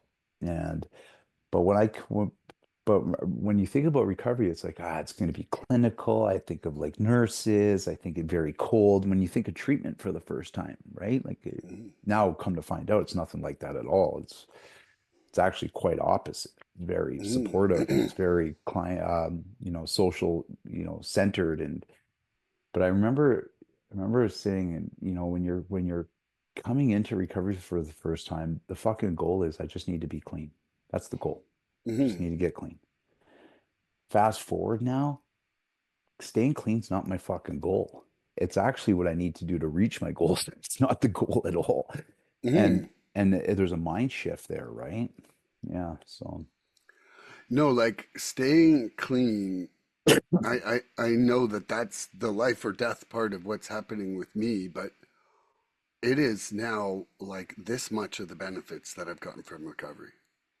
You know, oh, like there's been so much more life contentment, personal growth, like freedom, like just unbelievable. You know, like I in that 17 years of my struggle for powerfulness, um, I was never happy when I was straight ever. Like never. I was just all I was doing was resenting who I was quitting for because I was never quitting for me. Like I would do something horrible enough that I would quit for a stint. And that even lasted 20 months. And I'm telling you, right. me white knuckling for 20 months is a fucking dick. Like I'm a dick, like just not good, and it was until like, and then all of a sudden coming into recovery and having like these tools where I'm like, whoa, all these things that are causing me this irritable, discontent, restlessness, I can actually like they can actually be removed eventually too, Yeah, it takes and time. it takes time, but man, Yeah. like even just like now flashback to October 1st, 2023 for me, and it's like what was going on inside my brain then to what's going on inside my brain now. I am so much happier on a day-to-day Oh basis and a man. moment-to-moment basis. I am so much less at war with myself all the time. Yeah. That's the thing is Scotty mentioned it on uh on your podcast. He said that it's a spin dry. A lot of these places could be like a spin dry. You go in there for 30 days, whatever.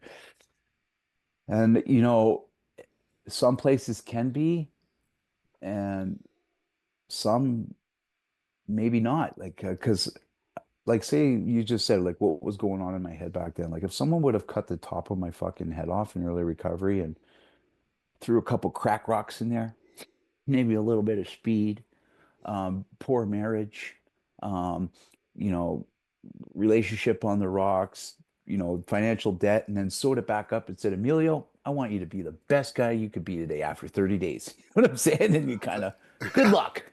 Good luck.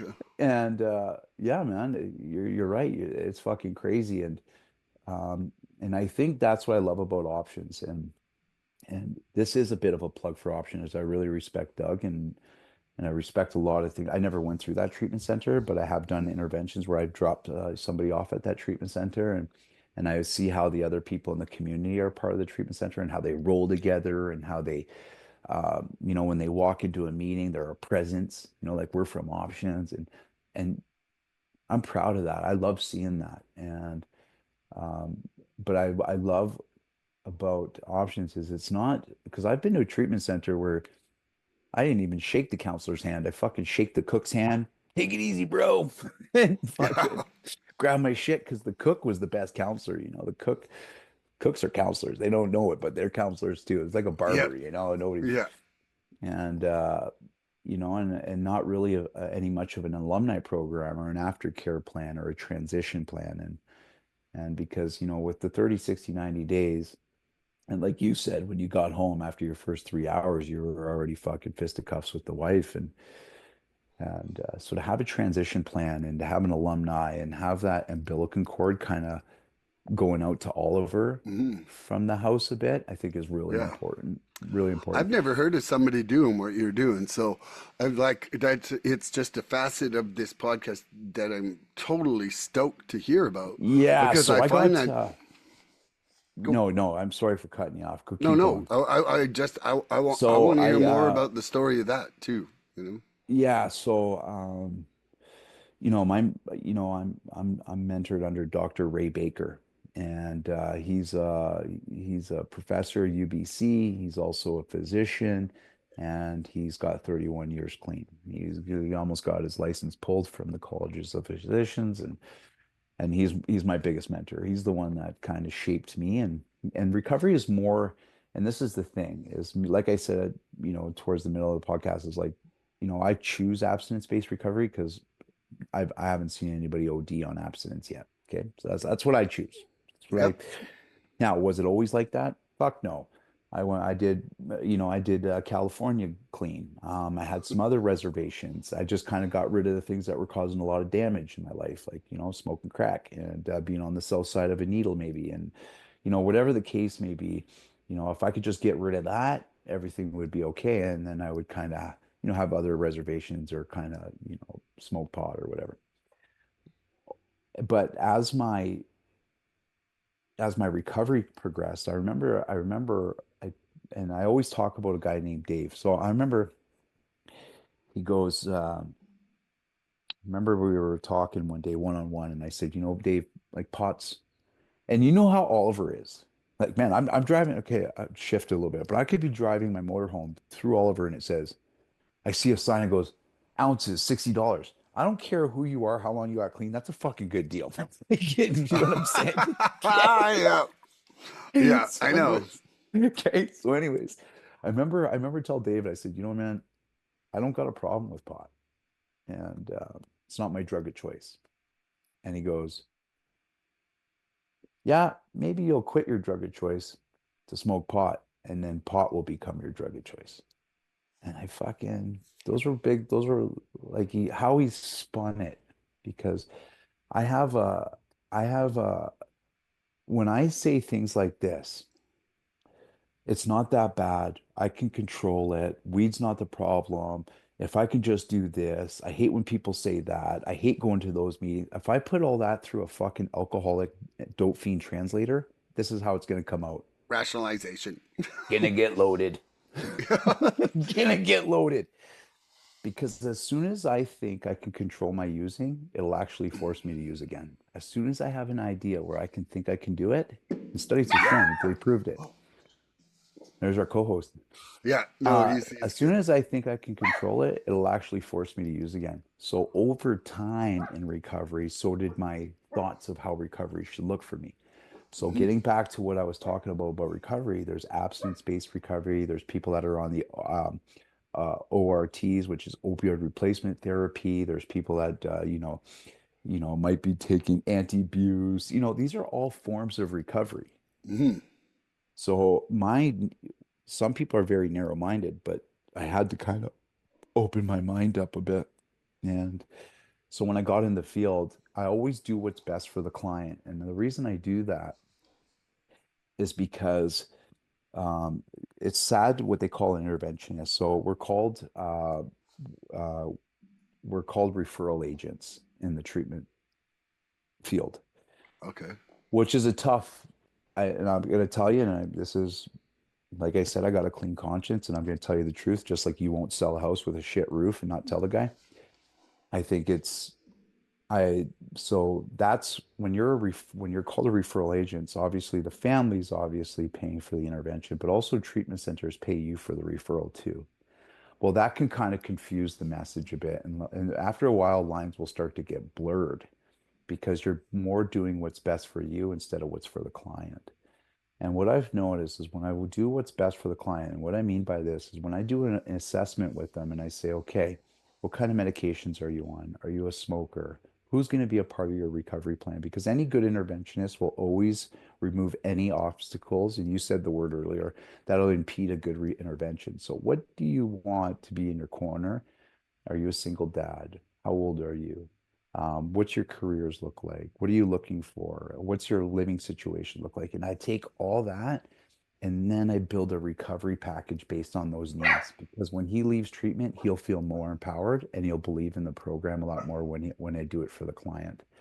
And a lot of treatment centers, believe it or not, and families, like there's by the time they call me, they're exhausted and so is the options. By the time I get the phone call, so they're kind of willing to get the person into the next place.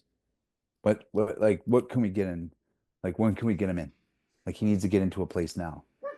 Well, that rushing that, and I get it, you need to, but when you, and then they're putting it on credit cards, maybe they're digging themselves into a bit of a, even a bigger financial debt. And they're kind Yeah. of betting on a horse that's kind of got three legs.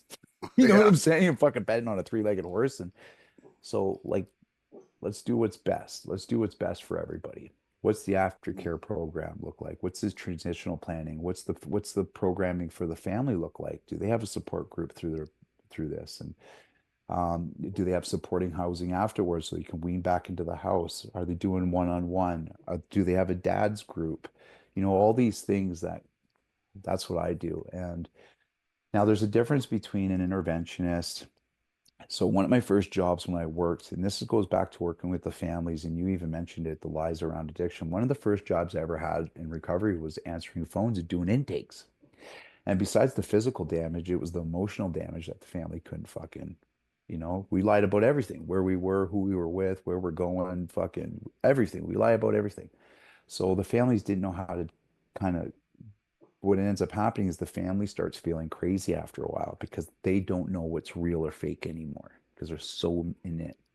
So when an interventionist does come into play, like you have to have a lot of integrity. You have to lay things out and really kind of guide them in a way that's they're feeling comforted, they're getting good information.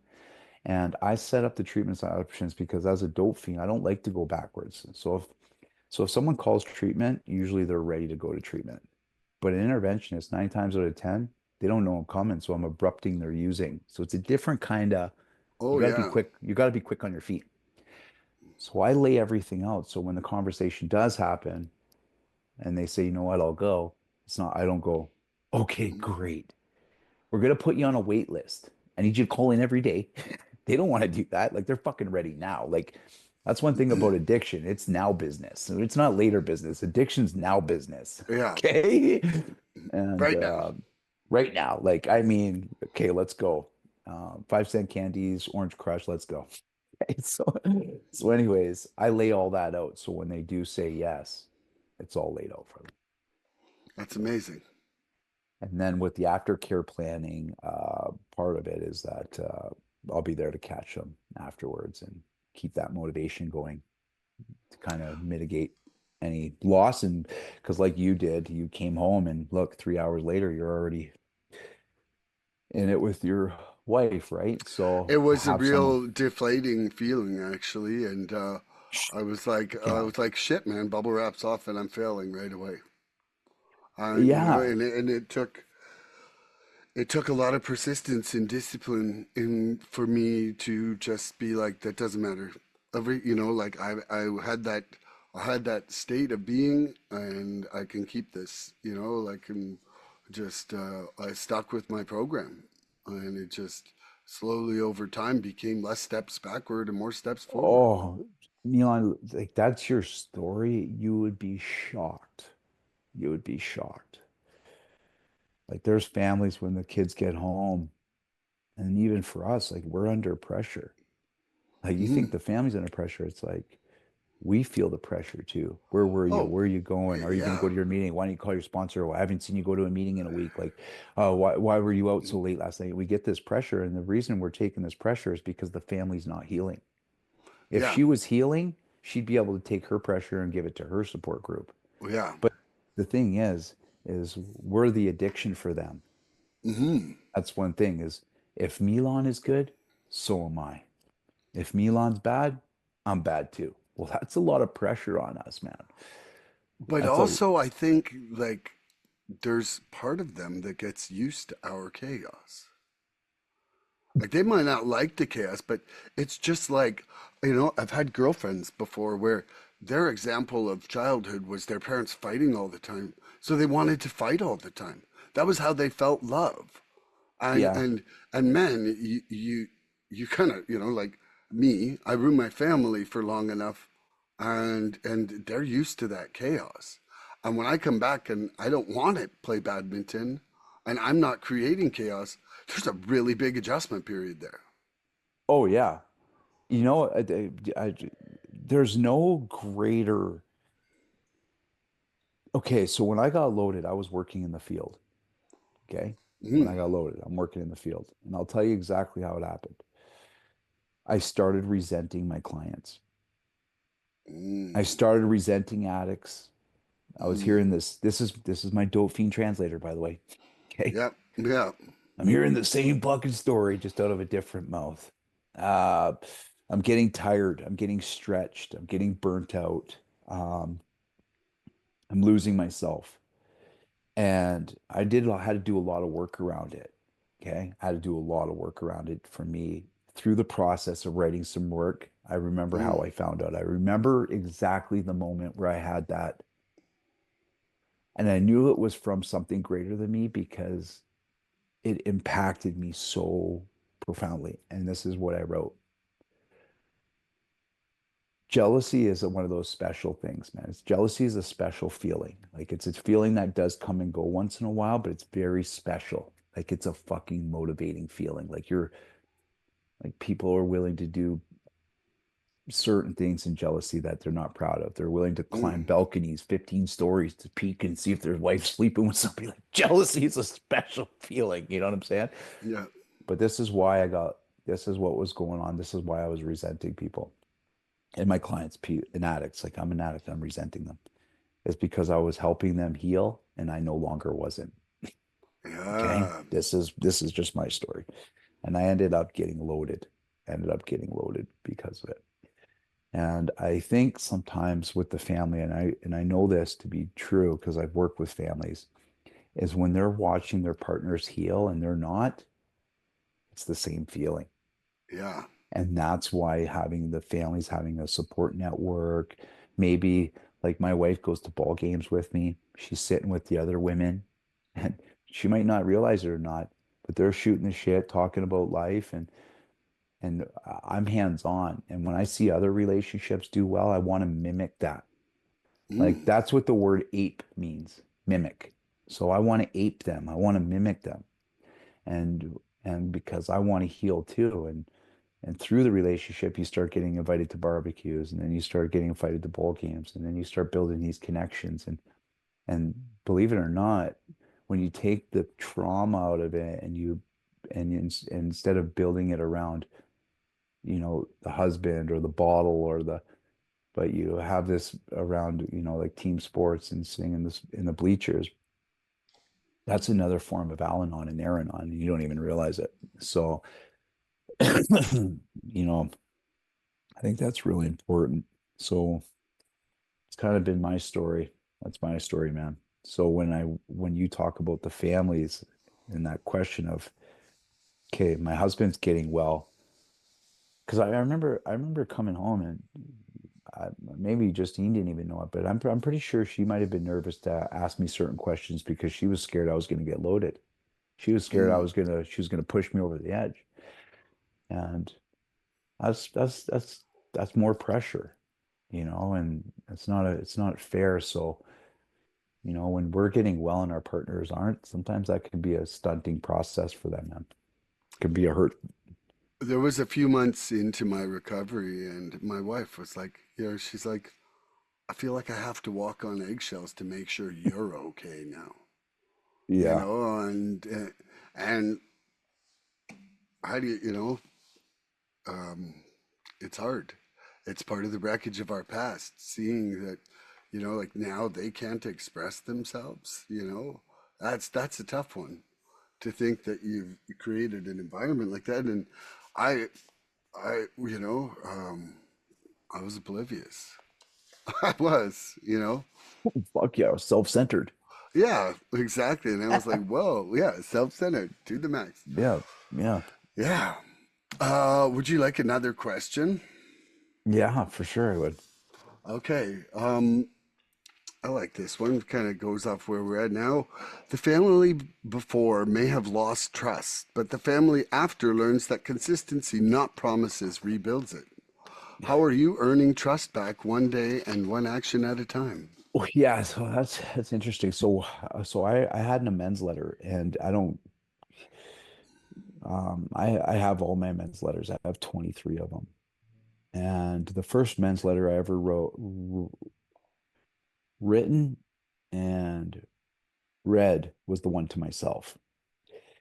And when and this kind of goes off in the beginning, but when we're changing, like as soon as we come into recovery and we stop the damage and we build some support networks, get a good night's rest, you start eating healthy, get a little bit of routine, your amends process has already started. Yeah. And you can call it a promise. I call it an amends. And because when you mend something back together, it's you're building some structure, but it can be easily broken just like a promise. And when you read your amends letter to your wife or your kids, it is a subtle contract because there should be some commitments on there, Mm. and part of the commitments I had, and I've broke a couple, and I remember I went back to my wife and I remember thinking, and it was my wife that said this, I broke a couple commitments and I felt like I let her down in the amends. And her exact words were, and this is how you know your family is healing. She goes, your amends is an ongoing process. It's how you come back to make up of to how you come back and continue with your commitments is all part of the amends process. I needed to hear that. Now, if there was bullshit going on, if there was addiction, we wouldn't have got to that message there. So my wife, when we dropped okay, I had, I literally showed up to treatment with so much drugs. I remember like a lot of drugs, like I could not throw them away. Like, I mean, lots of drugs. And I remember um, driving to treatment, and we're driving the Coca-Cola through a snowstorm. I'm flailed out, scabbed out. She was worn out. Like, she looked worse than I did. Um, and I remember, like I said, the car didn't even slow down. She just fucking threw me right out of the car. But I remember her crying. Like she was so mad at me. She was so mad at me through the whole trip. Like she was rinsed. She was rinsed. I rinsed her. By the time she dropped me off, I remember she broke down in tears. And it was kind of like her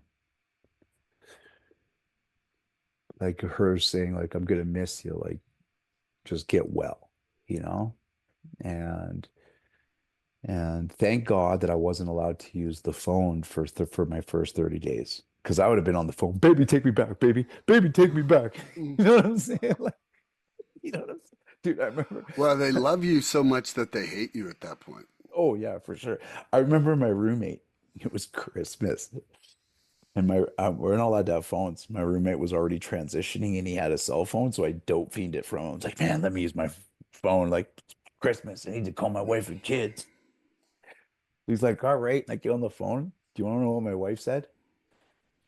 Said, hey, he goes, she didn't even recognize my voice at first, actually. She didn't even recognize I was already changing. She goes, what are you doing? No, are you supposed to be using the phone? What are you doing? Soothing? That's what she said to me, like Soothing. soothing, like I just need to hear your voice, baby. So, anyways, um, so from it's pretty, I remember when she picked me up, like she looked physically better when she picked me up at treatment. And like she didn't look tired. She didn't look worn out. She looked grounded. She looked like she was taking care of herself. And that's one thing about bed-based treatment. It gives enough space for both parties to heal a bit, you know? Mhm. And but yeah, so from the time that she dropped me off and all the chaos there, the time that she picked me up and the time that I came home, like I can tell right now my wife's not sleeping with her foot on the door and hand on her purse. She sleeps a lot more soundly than I do. Uh, she's not blowing up my phone with chaos. And I remember she dropped me off. I dropped her off at the airport for a baby shower. I remember she looked at me and she says, her exact words were, "Are you okay?" And I'm like, "Yeah, babe." She goes, "Good, because there's a lot on the line." That's what she said to me. She Mhm. got on the plane and she flew. And what did I do? What did I do in those moments? I upped my game. I went to more night meetings. I called my sponsor more. I hung out with my support group at night, went for coffees. I upped my meds on those days where I needed to. And she flew off. So I knew she's healing because if it was, if there was a lot of chaos, a lot of lies, and a lot of bullshit in the relationship and nothing was changing, she would have canceled the flight. She wouldn't have showed up for herself. Mhm. But she got on that plane and she did what she had to do. But she did make it a point to say, "Are you all right?" I'm like, "Yeah." And she goes, "Good, because we have a lot on the line." That's the last thing she said to me. So, That's so yeah, amazing. there's a the family before to the family after. It's if you if and I hope some families listen to this. If you're getting well because your husband's getting well, there's probably a big chance there you have some codependency issues. And if you have some codependency issues, I would strongly suggest is maybe start looking into some Al-Anon, some Nar-Anon, and maybe do some set of steps around that because it'll go a long way. And believe it or not, and this is for the family who's listening, but what would end up happening is your husbands or family members or loved ones is doing the sets of steps and they're working on themselves. And sometimes you'll hear language from us that you can't catch on to, like I'm taking my inventory, or you know what, I'm going to make an amends, or I'm going to be really open-minded and willing in this process. And we start to say this language. But what ends up happening is when through Naranon and through Al-Anon, you'll start to do a set of steps too. And what ends up happening is you guys will come home and you guys will start speaking the language together. And believe it or not, it's not about a win or lose. When you guys play badminton, it's about demarcation. And I think it's a word that's not used a lot, but you guys will play better and you guys will have some dust ups. But good communication is when you guys can get each other's point across and still feel connected at the end. And that's what the steps do. You get your point across and you guys still feel connected at the end. And that's fucking good communication and that's good demarcation. And demarcation is when you go onto a basketball court, I know where the foul line is, I know where the key is, I know where half court is. We can play better under those conditions. It's not so chaotic. So for the families that are listening, look into Naranon. If you know that you feel some codependency, especially if you know that your husband or your family members are healing and you're starting to feel like you're losing your role because you've been such a caregiver, maybe you need to take a look at that. And so Naranon and Al-Anon will help you turn the mirror back on yourself and you'll build some new supports out of it. You'll find yourself a little bit. And and when you guys do have some dust ups in your relationship, it'll be a healthy match. It'll be a healthy match. I love that. I think we should leave the episode here, and I'm so stoked to have had you, Emilio. I think that we did a great job having fun together. I would Yeah. love to have you back. And to everybody out there, tune in next episode for more recovery fun. Bye bye, everybody. We love you. We love you so much. Please help us help Bye. others. If you'd like what you've seen here today, please subscribe and share this podcast and help us get to 100 followers. We're looking for interaction with our audience. So please email recoveryfreedomrising@gmail.com or contact Milan South Okanagan Starsick on Facebook with questions, topic suggestions, or just comments. We'd love to hear from you.